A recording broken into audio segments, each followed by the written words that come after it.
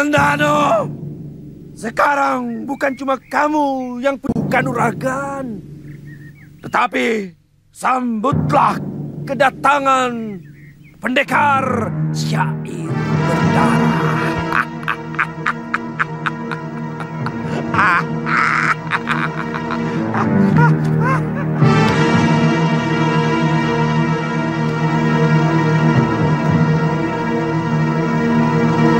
Mayapada, aku datang. Akan kulumuri wajahmu dengan darah. Akan aku tantang kekejamanmu dengan 2 cakarku. Kematian dalam nafasku. Kematian di setiap langkahku. Pada akhirnya, saat yang kita tunggu mulai nampak. Setelah diguncang oleh pemberontakan Ranggalawe, sahabatnya sendiri, sekarang Sang Ramawijaya terpaksa harus membunuh pengikutnya yang paling setia, Lembu Sora. Apa untungnya buat kita, Kakang? Sambi, setiap ada pemberontakan, berarti ada ketidakpuasan. Dan pada setiap penumpasan, pasti akan diikuti oleh dendam. Kemudian, kita akan bermain dalam dendam mereka. Tentu. Aku tidak pernah rela melihat Trahjenggala kembali bangkit. Mereka selalu memusuhi guruku. Paling tidak, kita wajib merongrong kekuasaan negeri baru itu. Agar selalu resah. Apa untungnya buat kita? Kita sudah terlalu lama menjadi sampah di tempat seperti ini.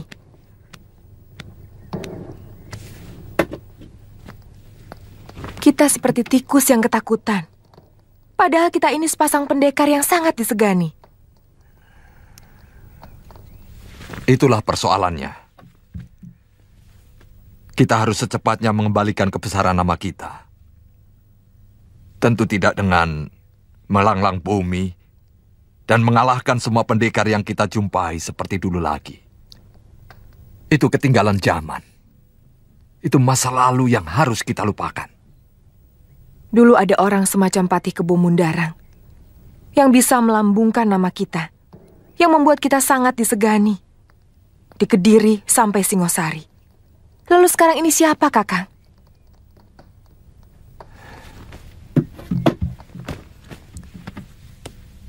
Kita sendiri yang harus mengangkat derajat kita.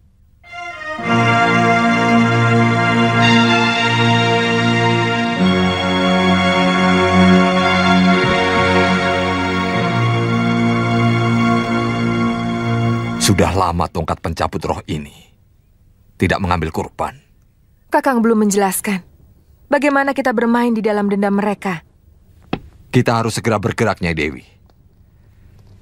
Kita cari tahu siapa saja anak buah Ranggalawe yang terpaksa harus melarikan diri dari Tuban.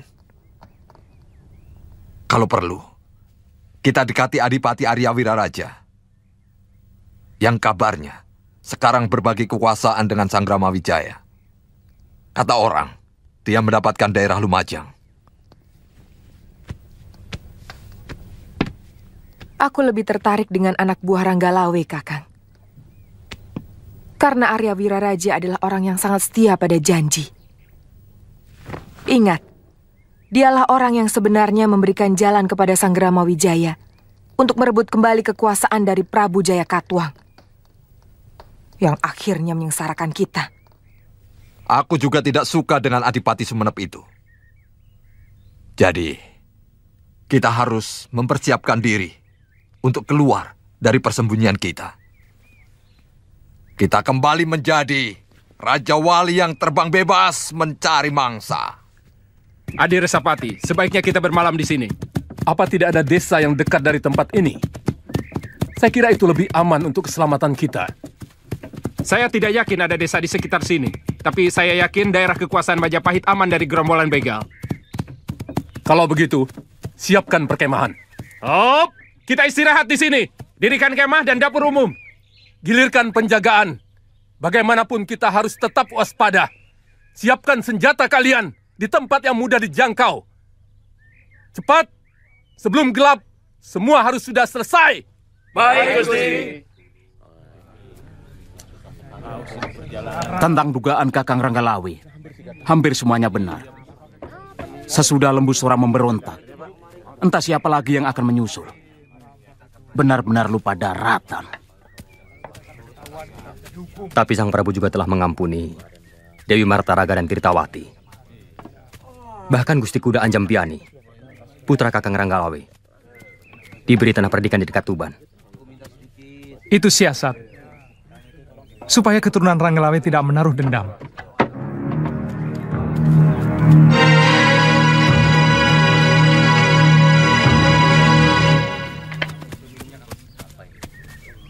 Ada apa, Ribung? Rombongan saudagar melintasi hutan kidul. Mereka membawa upeti.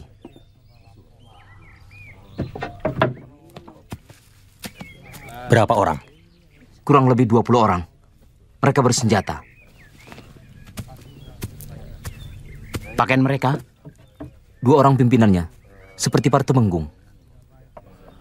Artinya mereka bukan pedagang, Ribung. Kalau saudagar, paling banter mereka membawa pendekar bayaran. Mungkin mereka rombongan dari Lasem.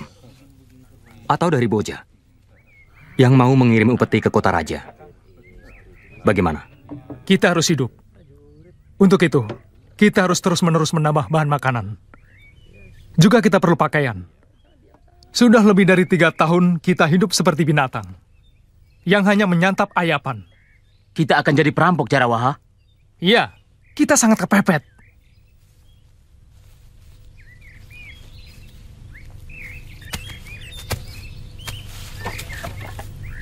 Saudara-saudaraku,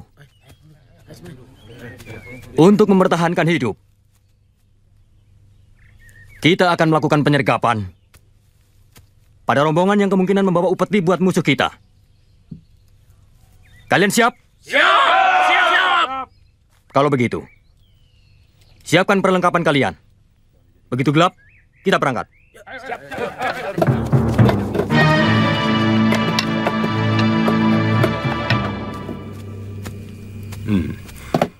Perkuat penjagaan di sekitar gerobak ini. Perasaan saya agak kurang enak. Kata orang, Majapahit itu cantik-cantik dan penurut. Kalau saya punya uang, tapi kalau utusan macam Kakang, pasti ada jalannya, Kang. tergantung jumlah upeti yang dibawa. Kalau daerah kecil, dengan upeti ala kadarnya, ya sambutannya biasa-biasa saja. Banyak yang ngomong kalau Rakrian Kanuruhan Majapahit itu orangnya rata-rata mata duitan. Gila harta. Bagaimana Jarawaha? Sudah terkurung. Usahakan. Jangan terlalu banyak korban. Ingat, kita bukan perampok. Kita hanya butuh barang jarahan untuk menyambung hidup. Apa bedanya? Kita sudah tidak memiliki masa depan. Adalah bodoh kalau kita mimpi untuk bisa bangkit dan mengalahkan kekuatan Majapahit. Kita akan selalu melakukan pencegatan untuk bisa hidup. Lalu apa bedanya dengan perampok? Hanya ada 2 pilihan, Gelatik. Kita jadi rampok untuk bisa hidup atau kita menyerah ke Majapahit untuk menerima hukuman. Mungkin hukuman mati.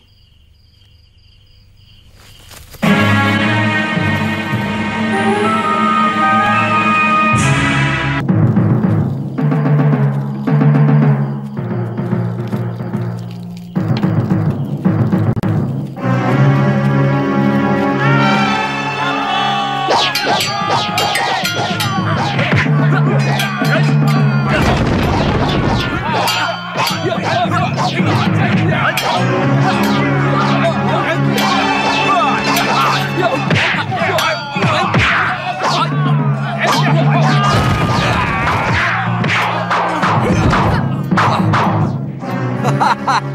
Bangun pendekar.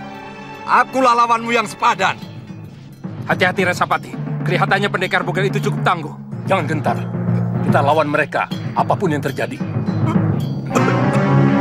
Kalau sampai kita kalah, kamu harus segera lari ke Majapahit. Laporkan semua kejadian ini. Ya, baik.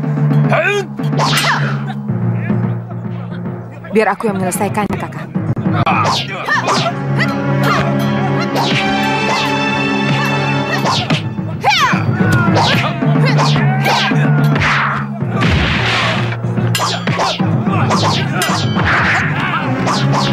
Resapati, lari! Ayo cepat lari! Tunggu. Tidak usah dikejar. Siapa kalian? Berani memerintah kami?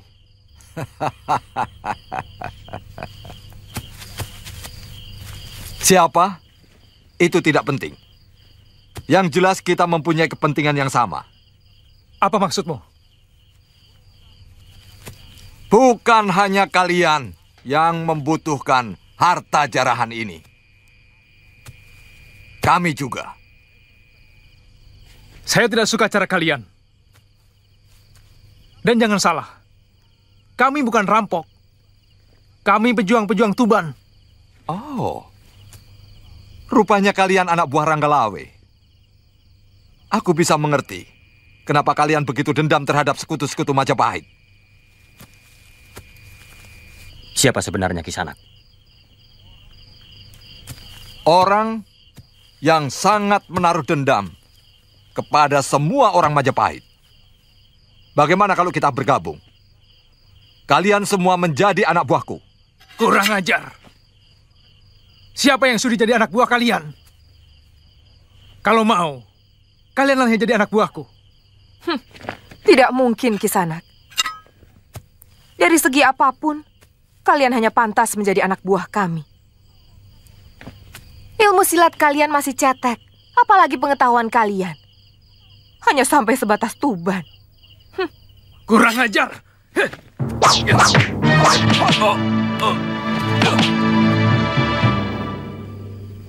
Sebenarnya kami tidak terlalu membutuhkan kalian.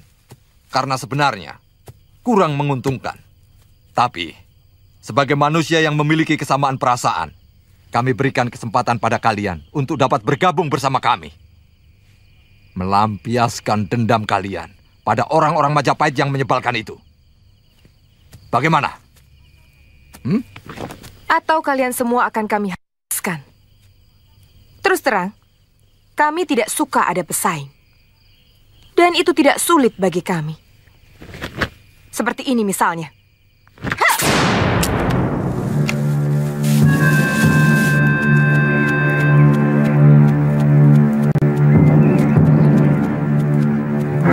Kisanak siapa? Kenapa lari ketakutan? Apa saya ada di daerah Majapahit? Kisanak sudah berada di Majapahit. Cepat bawa saya ke tempat Rakrian Kanuruhan. Saya utusan dari Lasem. Semua rombongan saya habis dirampok di hutan selatan daerah Tuban. Lebih baik Kisanak istirahat dulu. Kebetulan besok hari penghadapan. Kalau kalian benar-benar memiliki kesamaan tujuan dengan kami, yaitu menggerogoti kekuatan Majapahit, maka langkah awal yang baru kita lakukan tadi malam masih jauh dari tujuan. Kita harus banyak lagi menghimpun anggota. Maaf, Empu. Saya kira sangat tidak mungkin bisa kita lakukan. Alasan apa yang bisa menarik mereka menjadi anggota gerakan kita? Sedangkan semua penduduk merasakan keadilan dan kemakmuran dalam pemerintahan Sang Prabu Majapahit. Itu pertanda bahwa kamu cuma seekor katak yang sibuk bernyanyi di dalam tempurung. Kalian tidak pernah mencoba untuk mengetahui bahwa ada sekelompok manusia yang hancur oleh kemegahan Majapahit. Terus terang, kami tidak mengerti apa yang Empu maksudkan. Apa kamu pikir para kerabat prajurit Kediri dan daerah-daerah kecil bawahannya yang hancur dibantai oleh prajurit Majapahit pada waktu pertempuran dahulu tidak ada yang sakit hati? Seperti juga keluarga kalian. keluarga Ranggalawe.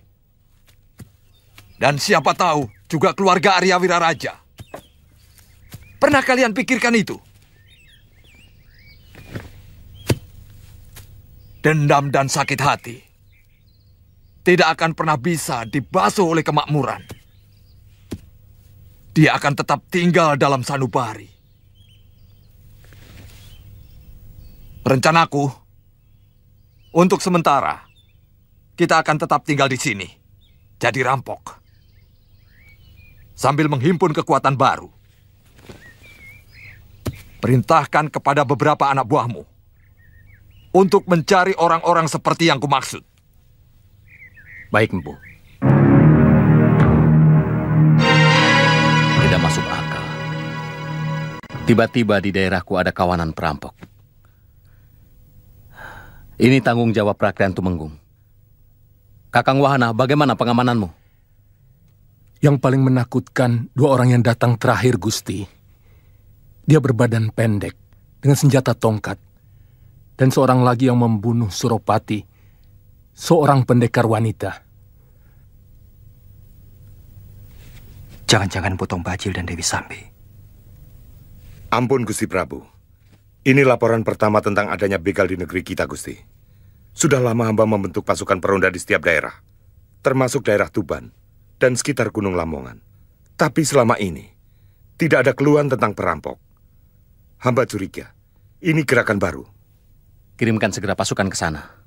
Saya tidak mau ada sedikit pun keresahan di negeri ini. Baik, Gusti Prabu. Kalian tahu, bahaya sebuah negara kalau keamanan dan ketentraman rakyatnya terganggu. Keresahan. Dan keresahan rakyat yang menyebabkan mereka meragukan kemampuan rajanya untuk memberikan perlindungan dan ketentraman pada mereka. Apalagi kalau pengaconya itu bukan perampok biasa, bukan penjahat biasa, tapi pengacau yang memang sengaja ingin melihat keruntuhan negeri ini. Ampun, Gusti Prabu. Semua titah Gusti akan kami kerjakan dengan sungguh-sungguh. Hamba mohon perkenan Gusti untuk secepatnya menyelenggarakan pertemuan dengan seluruh senopati dan Tumenggung Majapahit yang akan hamba pimpin bersama Rakyat Tumenggung dan Rakyat Rangga. Itu memang tugasmu, Kakang Pati. Saya ingin agar pengacau-pengacau itu segera diringkus secepat mungkin. Baik. Bagaimana kalau kita bergerak sendiri ke Gunung Lamongan? Saya yakin pasti mereka kelompok Tong Bajil dan Dewi Sambi. Jangan, Kakang. Kelihatannya Gusti Prabu menaruh perhatian khusus dalam masalah ini. Kita harus mampu meyakinkan Rakyat Tumenggung agar diberi tugas khusus. Apa mungkin Empu Wahana tahu bahwa saya sangat dekat dengan Paman Lembusora? Pada akhirnya mereka sangat menyesal dengan tewasnya Paman Lembusora. Mudah-mudahan begitu. Saya setuju dengan pendapat Arya Kamandanu untuk mengirimkan Telik Sandi lebih dulu sebelum mengirim pasukan. Kenapa tidak langsung menyerbu mereka dan menghabisi sekalian? Resapati bisa menunjukkan sarang mereka. Paling tidak tempat di mana rombongan itu dirampok. Jangan gerusa-gerusu, Wahana. Kita harus berpikir lebih jernih dan tidak menggampangkan. Saya tahu, kalau Gusti Prabu memerintah, selalu mendesak. Tetapi kita tidak boleh gugup, sampai harus melupakan kewaspadaan. Sebab kalau dugaan Kamandanu itu benar, bahwa pimpinan mereka adalah Empu Tong Bajil, maka sangat jelas, mereka memiliki maksud lain. Bukan hanya sekedar merampok. Bagaimana pendapatmu, Kamandanu? Saya cenderung setuju dengan pendapat Gusti Prabu. Bahwa mungkin ada kesengajaan kelompok tertentu untuk menciptakan keresahan di Majapahit. Dan kalau memang ini yang terjadi, maka perampok di Gunung Lamongan mungkin hanya sebagian kecil saja dari rencana gerakan besar mereka. Untuk menghadapi gerakan seperti itu, lebih baik kalau kita mengirimkan Telik Sandi yang merangkap juga sebagai pembasmi. Maksud saya, seorang Telik Sandi tapi memiliki ilmu kanuragan. Kalau Gusti Pati dan Gusti Rakyat Tumenggung percaya, saya dan Arya Kamandanu bersedia menerima tugas itu. Sebab, kalau pendekar cebol itu benar-benar Tong Bajil, maka bukan tugas ringan untuk menumpas mereka. Orang itu memang licik. Dia juga salah seorang yang menyebabkan runtuhnya Singosari. Dan kalau tidak salah, dulu dia juga memakai cara yang sama. Mereka meresahkan rakyat Singosari yang berada di Jasun Mungkal, yang kemudian menyebar semakin luas. Bagaimana Tumenggung? Mungkin apa yang ditawarkan Sakawuni dan Kamandanu cukup baik. Yang penting, apapun yang dilakukan oleh Kamandanu dan Sakawuni harus selalu dilaporkan ke Majapahit. Ini tugas sebagai prajurit Majapahit, bukan sebagai pendekar yang bisa berbuat seenaknya. Bagaimana? Kalau kalian setuju, saya izinkan berangkat. Kami hanya mengusulkan, Gusti Temunggung. Kalau Tuan punya tenaga yang handal, silakan.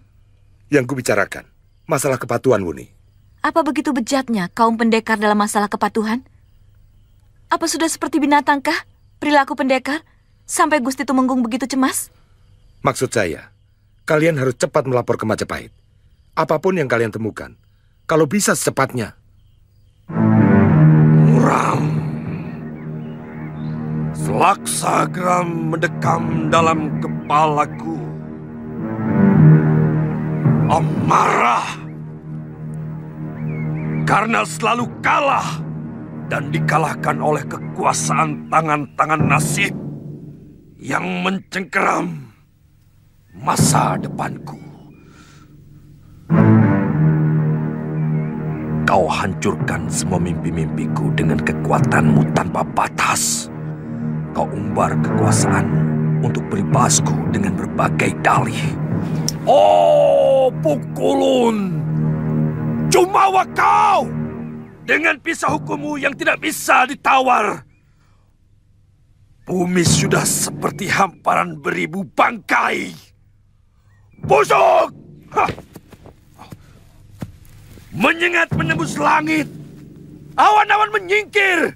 Para dewa menutup hidung sambil berlari.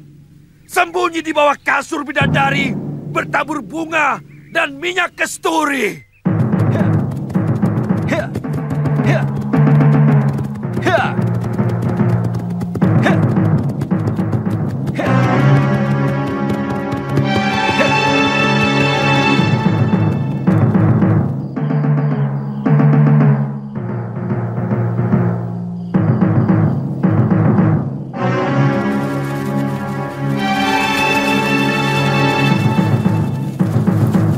Ada yang datang.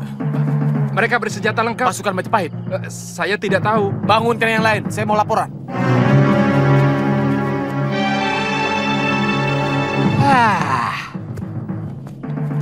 Jangan suka gerabak-gerubuk. Sedikit-sedikit bingung. Ada apa? Menurut penjaga, ada pasukan yang datang, Empu. Lalu, kenapa harus bingung? Ambil senjata kalian. Siap. Kalau musuh kamu lawan. Kalau kawan, kamu sambut. Gampang. Sudah, sana.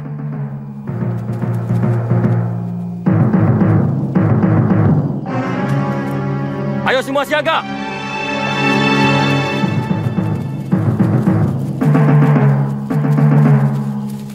Kakang Bajil! Kakang Bajil! Saya Garangan!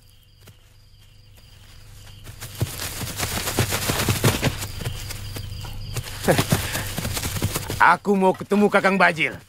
Garangan! Dari bau mulutmu aku tahu kau yang datang.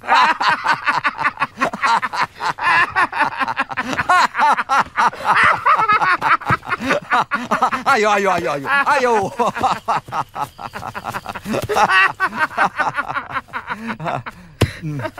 Dari mana kalian tahu aku di sini? Beberapa orang anggota rombongan dari Lasem yang Kakang rampok ketemu kami. Dia minta tolong. Katanya habis dirampok di sini. Terus? Aku tanya, perampok seperti apa? Terus? Dia jawab, pimpinannya pendek, tapi kejam sekali. Hampir semua anggota rombongan habis dibantai. Katanya, siapa lagi orang pendek berhati kejam kalau bukan Kakang? Terus. Aku mereka. terus kemari. Aku kangen sama sampean, Kakang.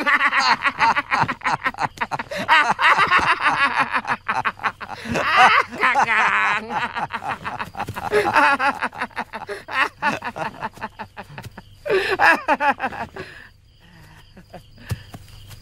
Hai, kalian dengar semua.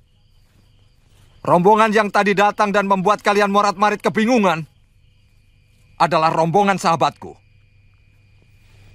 Dia ini namanya Garangan. Dia dengan rombongannya akan bergabung dengan kita semua.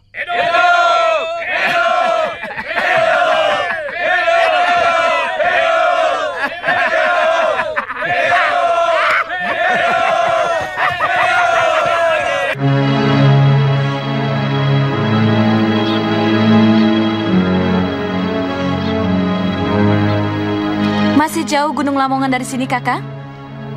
Kalau melihat perbukitan kapur di sebelah utara dan mulai banyaknya pohon-pohon jati, kita sudah mulai memasuki daerah itu.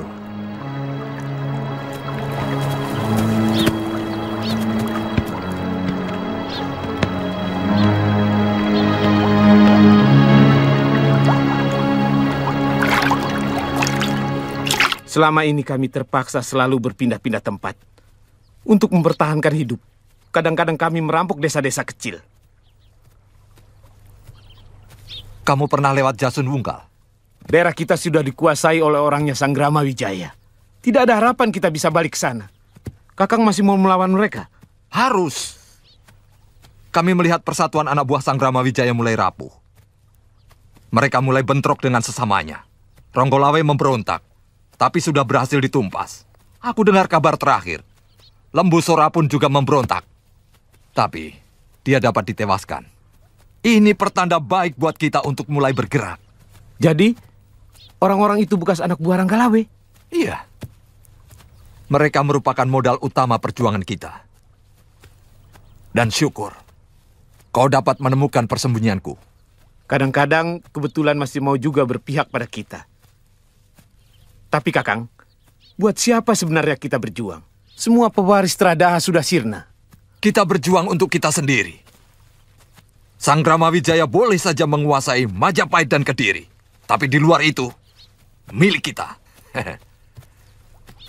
Kita dirikan kekuatan yang sama di negeri ini seperti duri dalam daging. Oh, Kakangmu jadi raja? Ya, raja begal dan rampok yang disegani. Sehingga Sang Prabu pun harus menyembah kepadaku sebelum disembah oleh rakyatnya.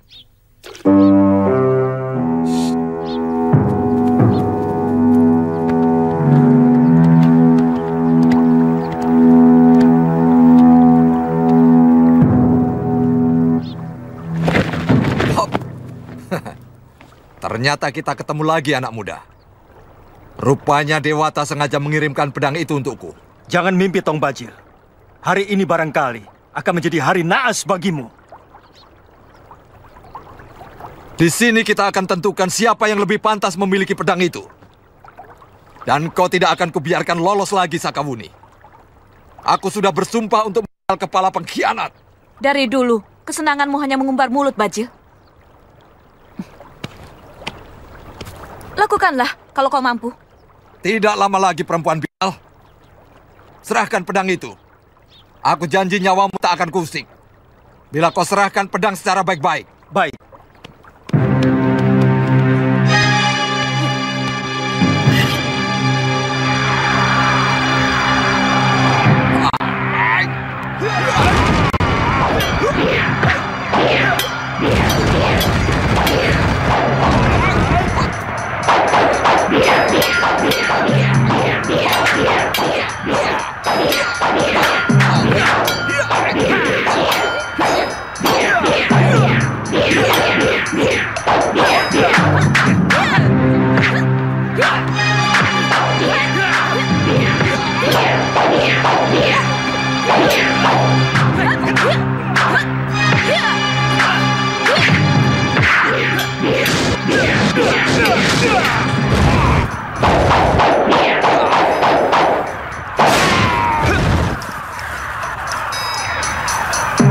Celaka, pedang ini mulai menyedot seluruh tenagaku.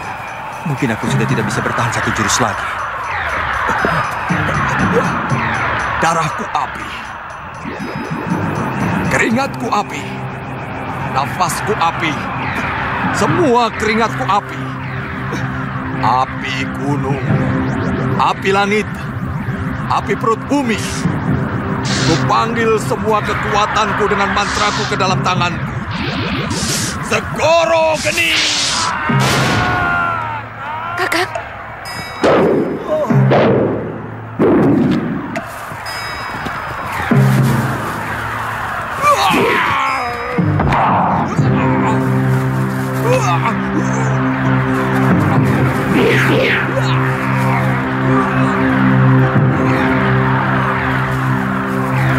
Sekarang saatnya kau harus merasakan kehebatan pedangmu sendiri, anak muda. Serakah membuat manusia rakus seperti sapi. Dia selalu lapar meski perutnya sudah dipenuhi rumput.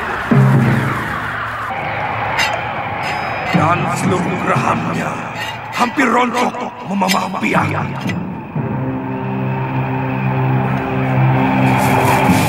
Sapi-sapi mengajar anak sapi untuk terus merasa lapar. Rumput-rumput membisiki tetangganya untuk terus tumbuh tanpa putus asa. Diam! Sairmu lebih butuh dari pakaian dan rambutmu. Tanpa kendali air liurnya mengucur setiap melihat padang-padang rumput hijau royo-royo. Ingin rasanya dia telan seluruh lapangan ke dalam perutnya. Kurang ajar!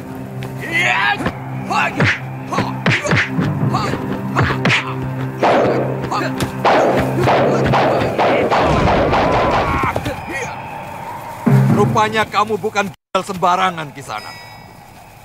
Kamu mau pamer kepandaian di depan Tong Bajil? Baik. Darahku api. Keringatku api. Nafasku api. Semua keringatku api. Api gunung. Api gunung. Daya mantra. Api gunung. Menyiram manusia dengan darah dan lupa. Kurang ajar. Dia mengacaukan isi otakku. Lebih baik tidak usah kuladeni. Lain waktu kau akan kulibas di butut. Tong Bajil. Ternyata nyalimu kerdil seperti tubuhmu.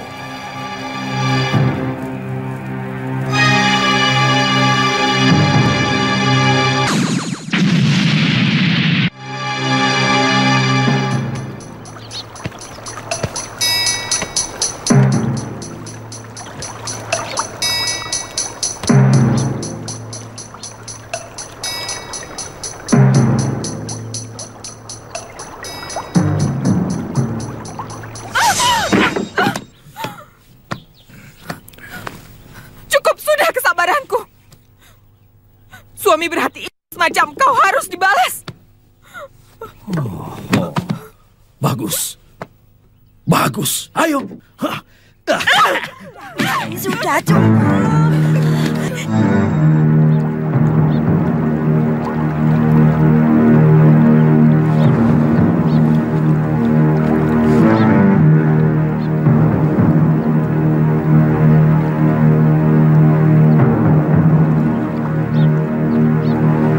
Masa lalu adalah tumpukan luka. Masa lalu menyimpan sepenggal suka dan nesama. Duh dewa, kenapa semua bayang menjadi siksa?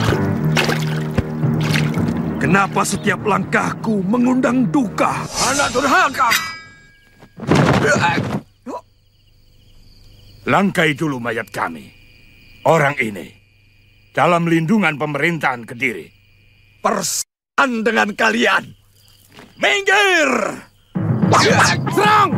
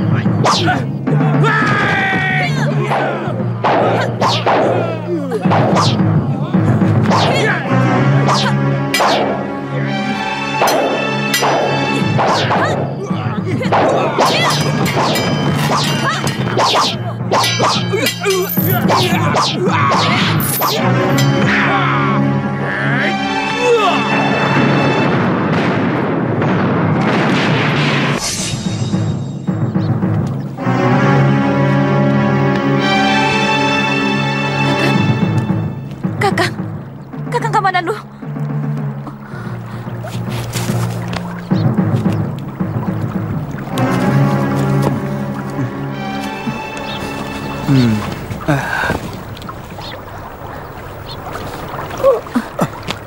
Jangan bergerak dulu, Kakang. Luka di dada Kakang cukup parah. Mudah-mudahan obat yang dikasih ibu bisa untuk mengobatimu. Kurang ajar kau baca.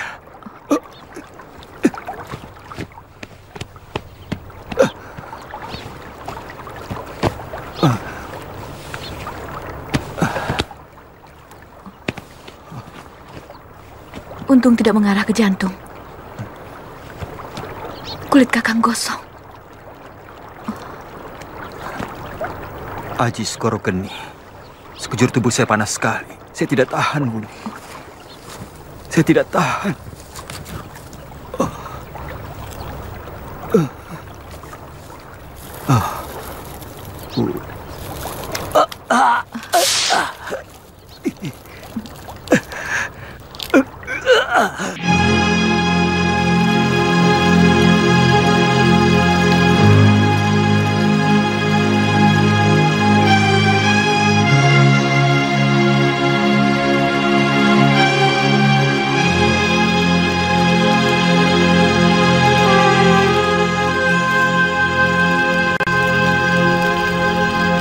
Minum, Kakang.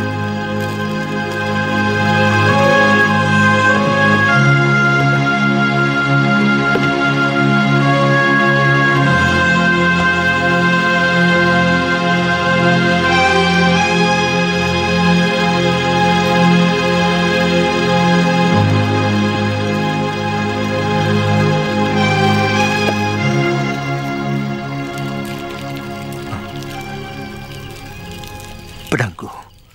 Mana pedangku? Di bawah lari tong bajil, Kakang. Sambi! Sambi! Sambi!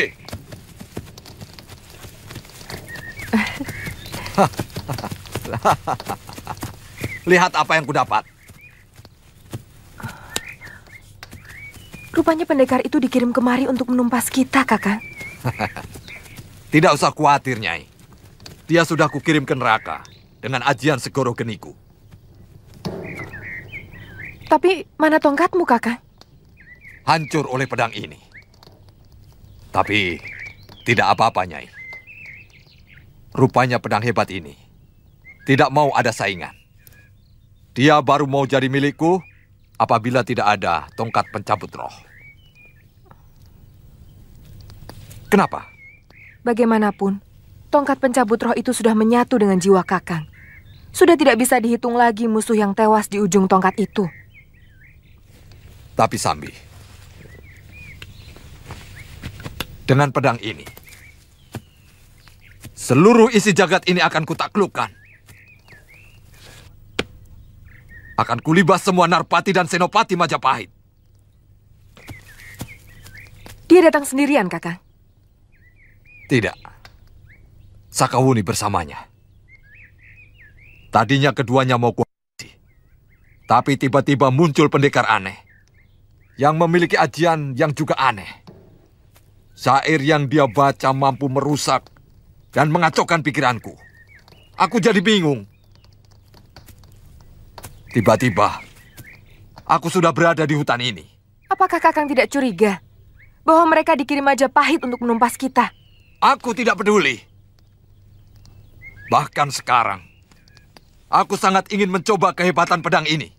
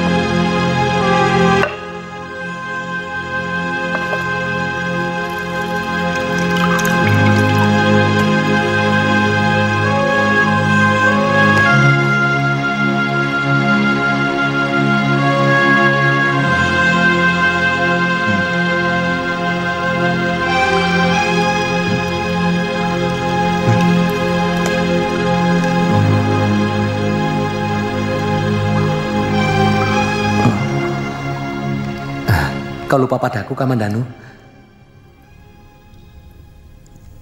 Saya pernah dengar suara itu. Sering. Sangat sering. Barangkali 6-7 tahun yang lalu. Lupa ya? Tapi yang terakhir kira-kira 4 tahun yang lalu di Tuban.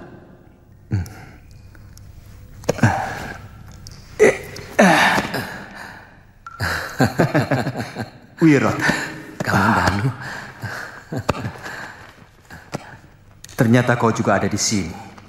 Iya, aku mimpi ketemu guru. Beliau menyuruhku menjaga gua jamur ini. Katanya ada mutiara yang tersimpan di sini. Mutiara? Iya.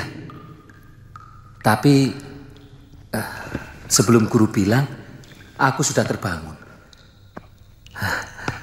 Lah kamu sendiri?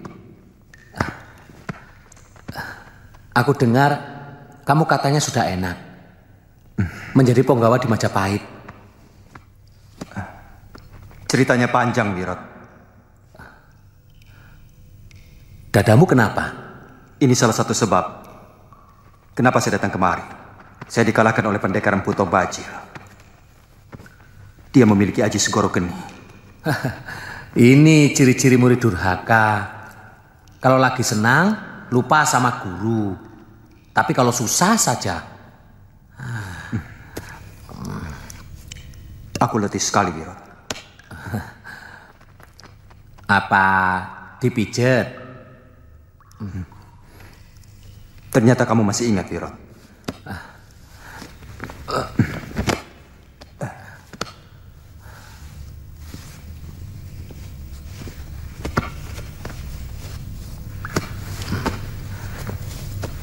Aku sangat sedih mendengar cerita tentang keluargamu, Kamandanu.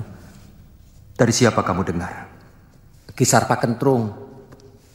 Dia melihat bagaimana rumah ayahmu dibakar oleh orang-orang Kediri. Dan ayahmu tewas. Kakang Dipangga tega mengkhianati keluarganya sendiri. Bagaimanapun juga, ayahmu adalah adik seperguruan guru kita. Paling tidak, kalau ada permasalahan apa, saya masih bisa minta nasihat beliau. Guru.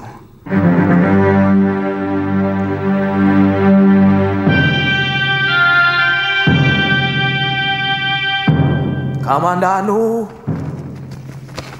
Kamandanu. Guru, saya dengar suaramu.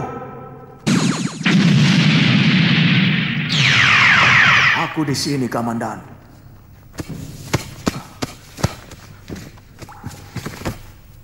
Maafkan saya, Guru. Pedang pusaka naga puspa yang Guru titipkan kepada pendekar lo telah direbut orang. Tidak apa. Apakah tidak berbahaya kalau pedang pusaka itu dipegang oleh pendekar yang jahat? Seperti Empu Tombajil, Guru. Tidak ada seorang pun yang bisa menggunakan pedang pusaka itu. Kalau dia tidak menguasai jurus ilmu naga puspa tingkat kelima. Kalau begitu pun saya tidak mampu? Bukankah Guru hanya mengajari saya sampai tingkat kedua? Ya, karena kamu tidak sungguh-sungguh mempelajari jurus itu. Kamu lebih suka keluyuran. Maafkan saya, Guru. Kalau begitu apa yang harus saya lakukan untuk mengambil kembali pusaka buatan Guru? Aku akan meninggalkan mutiara ilmu yang harus kalian pecahkan sendiri. Rahasianya. Di mana mutiara itu, Guru?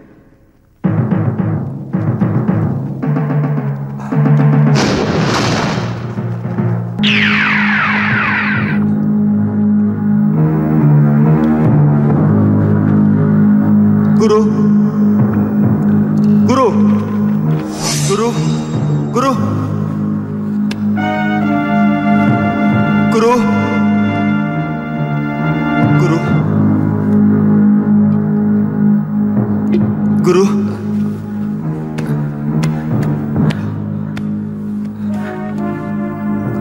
Guru. Kamandanu, bangun, bangun. Mana Guru? Mana Guru?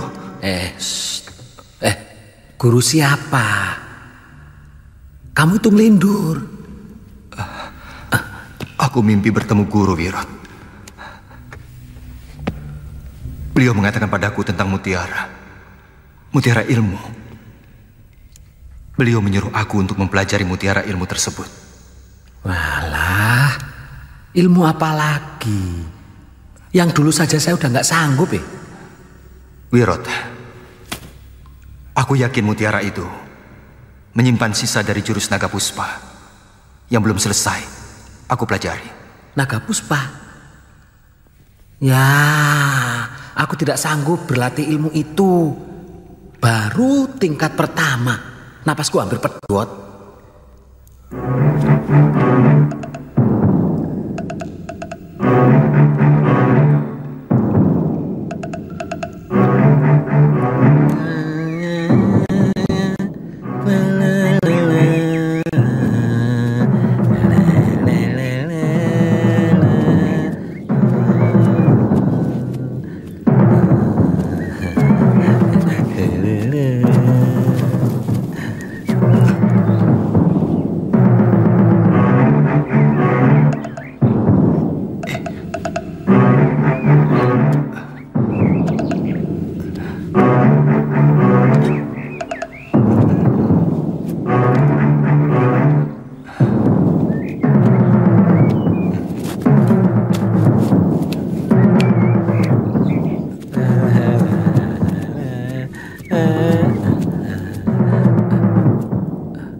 Kamandanu. Cari apa Kamandanu? Seluruh gua ini sudah aku ubek-ubek. Nih lihat, aku bawakan burung kesukaanmu.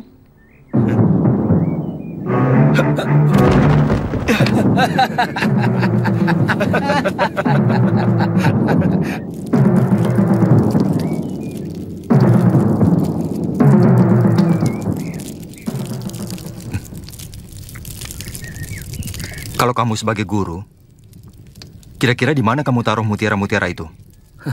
Kamu pikir aku belum berpikir seperti itu? Kamandanu, kalau soal mencari, Wirot ahlinya. Aku paling sering mencuri lauk yang Biung sembunyikan. Karena aku memakai ilmu itu. Kalau aku jadi Biung, lauk itu akan kusembunyikan di sini. Tapi karena itu juga yang menyebabkan aku dititipkan sama guru. Aku pernah mendengar pengalaman dari seorang raja maling. Suatu kali dia tidak mendapatkan apa-apa dalam pencuriannya di rumah orang kaya. Padahal dia sudah mencarinya di tempat-tempat yang paling sulit dan paling tersembunyi. Terus?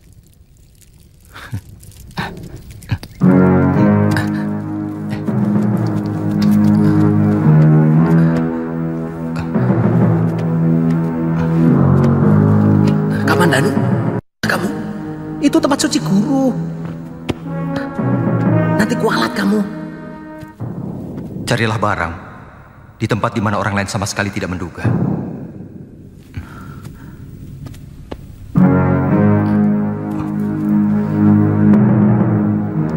Wirot, coba dengar.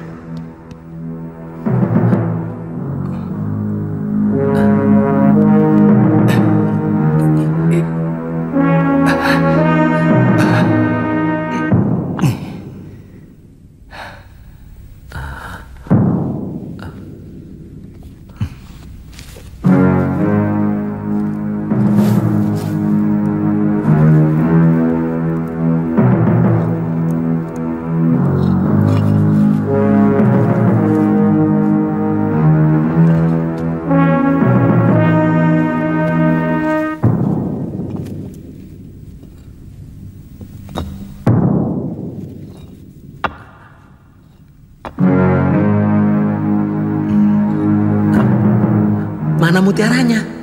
Ini mutiaranya. Mana? Lihat, Wirot.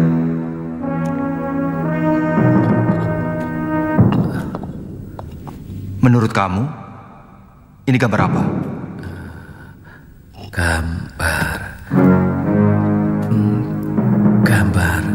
Gambar naga bumi.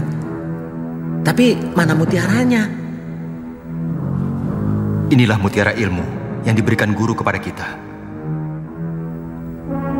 Aku yakin Ini sebuah rahasia dari jurus naga puspa.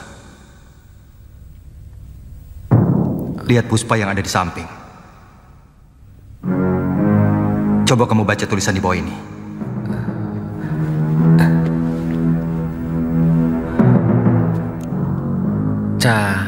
Cakar Nogo Ginurat Papat Hanawut Angkoso.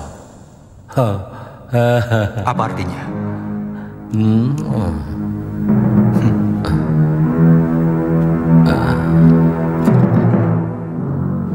Lunggah Kapulungan. Apa maksud tulisan ini? Apa tadi bunyinya? Lunggah Kapulungan.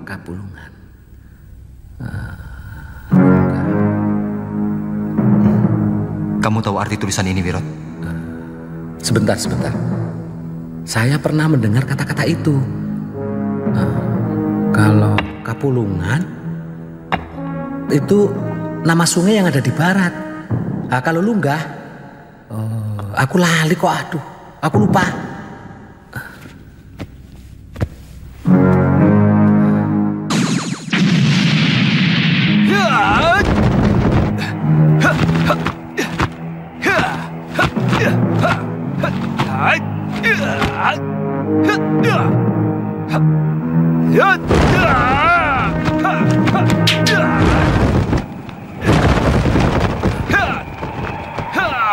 Ya, itu mirip sebuah jurus. Kamandanu, coba mainkan jurus naga puspa, lalu sambungkan dengan bentuk itu. Wah, bentuknya sama, Kamandanu. Hebat kamu. Itu cuma bentuk jurus. Tapi bagaimana jalannya? Apa saja bentuk pukulan dan tangkisan yang ada di dalamnya? Kita tidak pernah tahu. Mungkin benar katamu, bahwa mutiara ini berisi lanjutan dari jurus naga puspa yang sudah kita pelajari. Tapi bagaimana caranya mengurai gambar dan tulisan yang sulit dimengerti itu? Ini yang membuat aku bingung. Guru, jadi orang kok senangnya bikin teka-teki.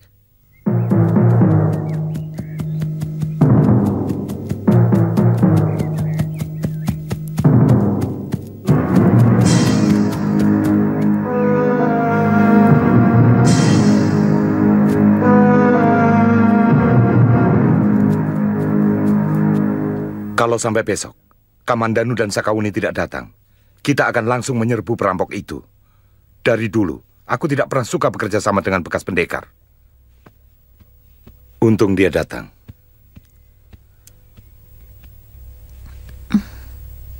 Silakan.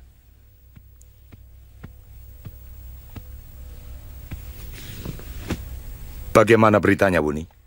Kekuatan mereka lebih dari 300 orang. Yang kami curigai ternyata benar. Pimpinannya bernama Empu Tong Bajil dan Dewi Sambi. Kedua pendekar itu tidak boleh dipandang enteng. Cukup laporan tempat dan kekuatan mereka saja, Sakawuni. Saya tidak butuh penilaian. Mana Arya Kamandanu?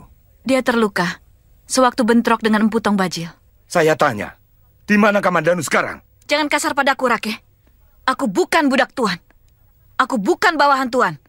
Dan aku melakukan tugas ini atas persetujuan Patih Nambi. Kenapa Tuan memperlakukan saya seolah-olah kami mendapat keuntungan dari tugas ini? Saya peringatkan sekali lagi, Tuan. Pendekar pendek yang bernama Empu Tong Bajil itu sangat berbahaya. Juga Dewi Sambi. Saya mohon pamit.